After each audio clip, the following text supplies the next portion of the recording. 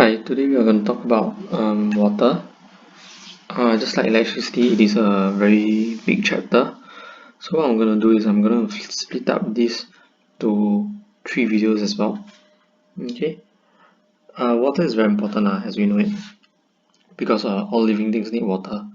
In fact, scientists believe that living things outside of Earth also need water That's why when we are looking for living things on other planets, we look for planets with water first.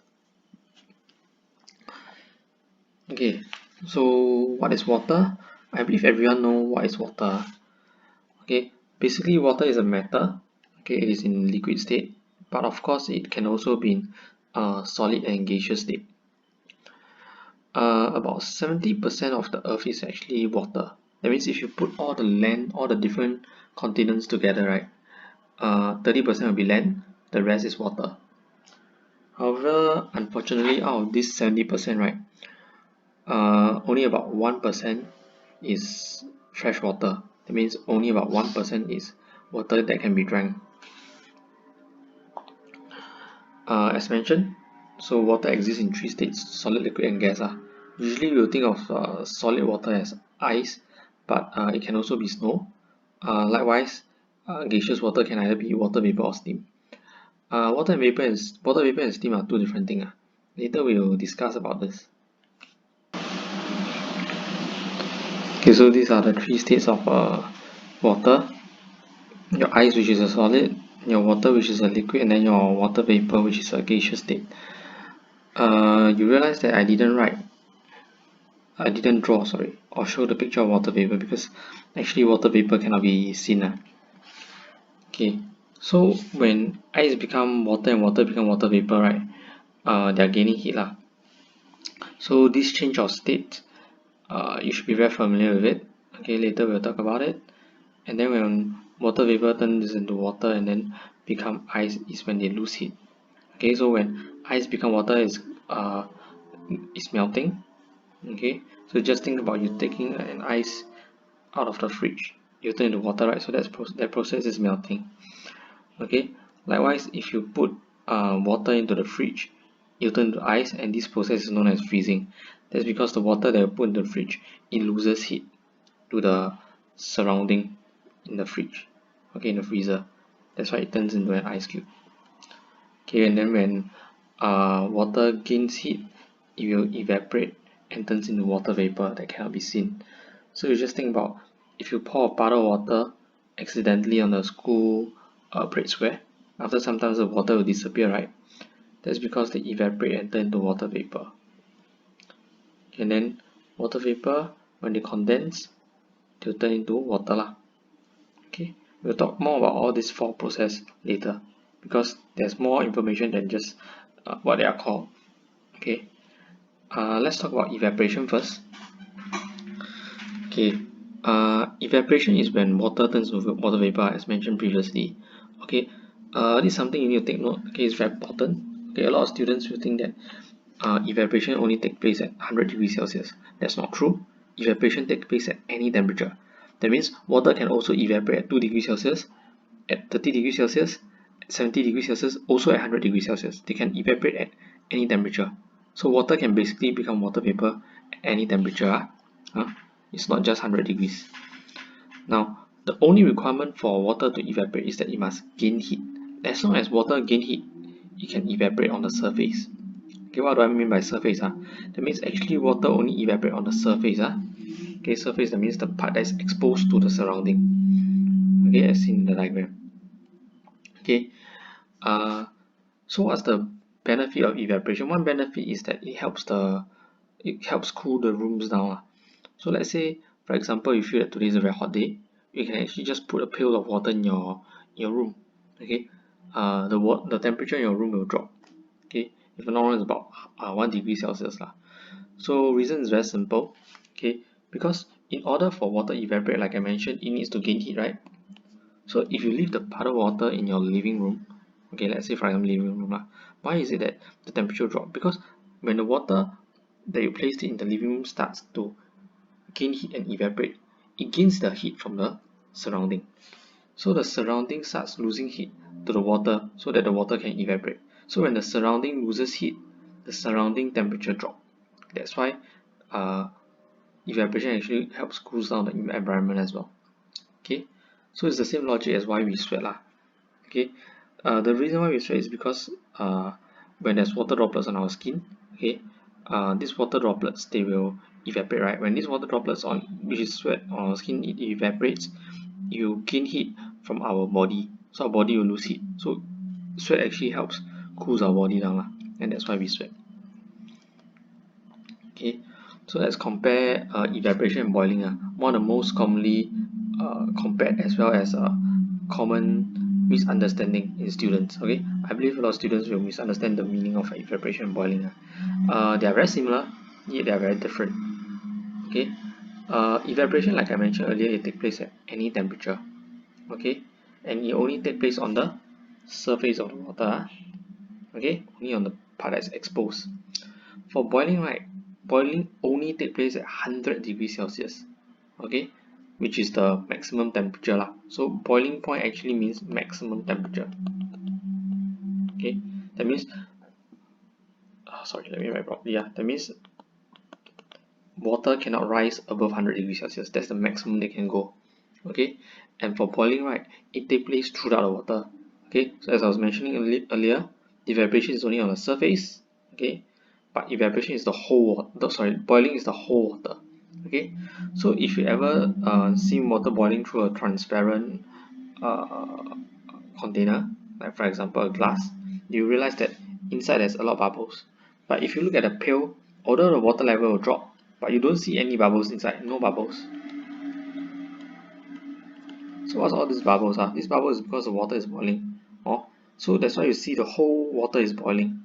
Why? Because like I say, evaporation takes place throughout the water. So that's the another main difference. So there's two differences between evaporation and boiling. Okay, now let's talk about condensation, which is the direct opposite of evaporation. Okay, so when water turns into water vapor, is called evaporate, right? So the opposite, when water vapor turns into water, it is condensation. Okay, same as evaporation, condensation can actually take place at any temperature, but the requirement is heat loss. Okay, because it's the opposite. So as long as water vapor loses heat, right, it will condense. Okay. Now, a few common examples of condensation that we observe in our daily lives is all this. So, for example, if you are in a bus that's very cold, okay, when you alight from the bus, right, your spectacles is still very cold, especially the lenses is still very cold, right? But when you alight from the bus, the surrounding is very warm, so the water vapor is very warm. So when the warm water vapor comes into contact with your cooler glasses, okay, it will lose heat and then it will condense on your glasses. Okay, it's the same as when you are on the bus or sometimes at your house window, you realize that sometimes there's a water droplets forming on the window. The reason is the same. The warm water vapor, when it comes into contact with your cooler glass, okay, maybe because your house is air conditioned, so this warm water vapor, when it comes into contact with your cooler glass, right, it will condense and turn into water droplets. Okay, as well as a foggy mirror. So if you take a warm shower, right, the washroom will be filled with a lot of warm water vapor. So all this warm water vapor, right, when it comes into contact with the mirror, which is cooler, you also lose heat and become water droplets. Okay, now let's look at the other two process. Okay, freezing and melting, actually they both take place at 0 degrees Celsius, but actually they are very different. As we already know, for freezing is when your water becomes ice. Okay, but for melting is when ice become water. That's why it's different. Okay, however, although there are differences because the change of state is different, but they both, like I say, take place at 0 degrees Celsius. So freezing take place at 0 degrees Celsius, melting also take place at 0 degrees Celsius. Okay, freezing point is basically the temperature that water freezes. It also is the lowest temperature that water can go. Okay, water when it turns into ice, it happens at 0 degrees Celsius, and then the temperature cannot drop any further already. That's the lowest ice can go. Okay, and then for melting, okay, the melting point is also 0 degrees Celsius, like I mentioned. Okay, so basically when I talk about melting point and freezing point, they are both referring to 0 degrees Celsius, and these two actually means this is a lowest point of the water. So that means water cannot go anything below that okay. For freezing, the requirement is that the water must lose heat. For melting, the water must gain heat. Or just think about it logically lah. You take out ice cube from the fridge, the ice cube will start to melt because it's gaining heat from the warm environment outside Okay. Uh, Something you need to take note, which I'll explain more in detail later. When water is melting, right, it stays at 0 degrees Celsius until it fully melts. So the temperature of the water will only start increasing when the ice fully melted. Okay, why? Is because when the ice is gaining heat from the surrounding, right, the heat is not used to increase the temperature. The heat is used to melt the ice.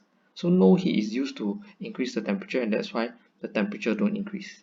Okay, I'll show you in detail the next slide. Okay, so what state is water in at 0 degrees Celsius? It depends okay. Like I said, I'll explain to you now. So let's look at this diagram So this diagram will basically show you that at first the water is 0 degrees Celsius, of course. This is the temperature in degrees Celsius. So at first the starting is 0 degrees Celsius. Then for sometimes you stay at 0. Okay. So what is happening? A lot of students will think that this is where it starts. This is where they start melting. This is sometimes they come out for exam, so you must take note. This is definitely wrong. Okay. If they tell you they start taking out the fridge at 0 minute. Okay, let's say you take it out from the fridge at 0 minute. Okay, this is when you start melting already. Once you take it out from the fridge, the ice will start melting right or not? Just like what happens at home when you take the ice out of the fridge. Okay, but like I tell you, the heat is not used to increase the temperature, so it will stay at 0 degrees Celsius when it's melting.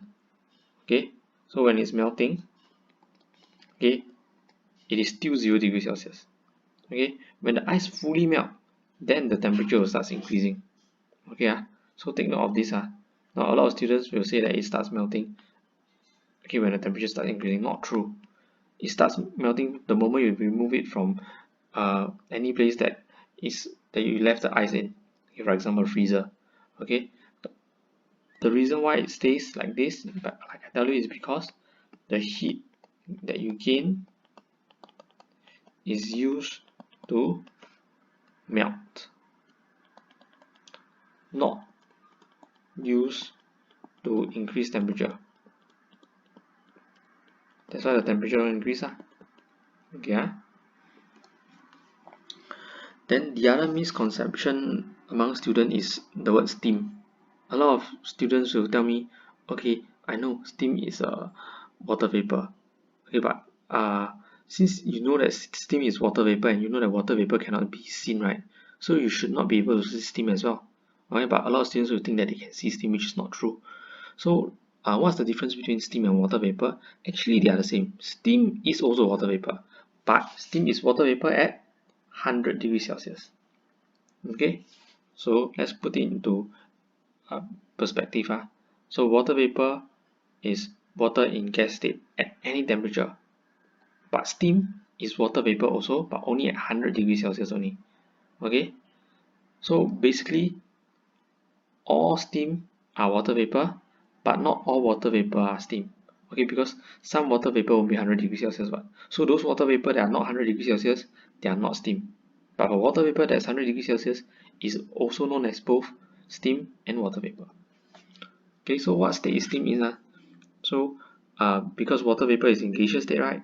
So steam must also be in gaseous state.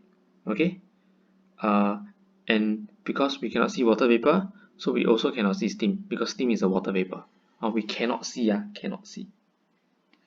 So a lot of students will think, hey, then when I boil water, okay, when I boil water, what's all this thing? Oh, these are not steam. If you can see it, that means it's not water vapor.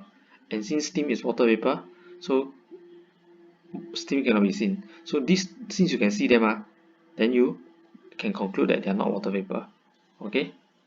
So like I say, why is it not steam? Because it can be seen, and steam cannot be seen because it's 100 degrees Celsius water vapor. Then what is these? If you can see them, these are actually liquid. Okay. So what kind of liquid is it? It's actually a water vapor that's condensing. Why?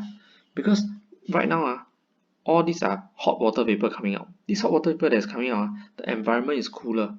So this hot water vapor will condense. So when it condenses, it becomes liquid. That's why we can see lah. Okay, just like why we can see clouds, because clouds is actually not gas, it's not water vapor, it's liquid. Okay, we'll talk more about clouds in the last video lah, because it's in the water cycles chapter. Now, so if you feel that there's too much information, this quick summary lah that you can use to memorize. So basically, for melting and freezing, they both take place at 0 degrees Celsius. For boiling, only at 100 degrees Celsius. For condensation and evaporation is any temperature. Okay, the requirement for melting and evaporation is they must gain heat. Okay, for freezing and condensation, you must lose heat. Boiling is also heat gain. Thank you for watching. If you can, share this video with your friends and family members.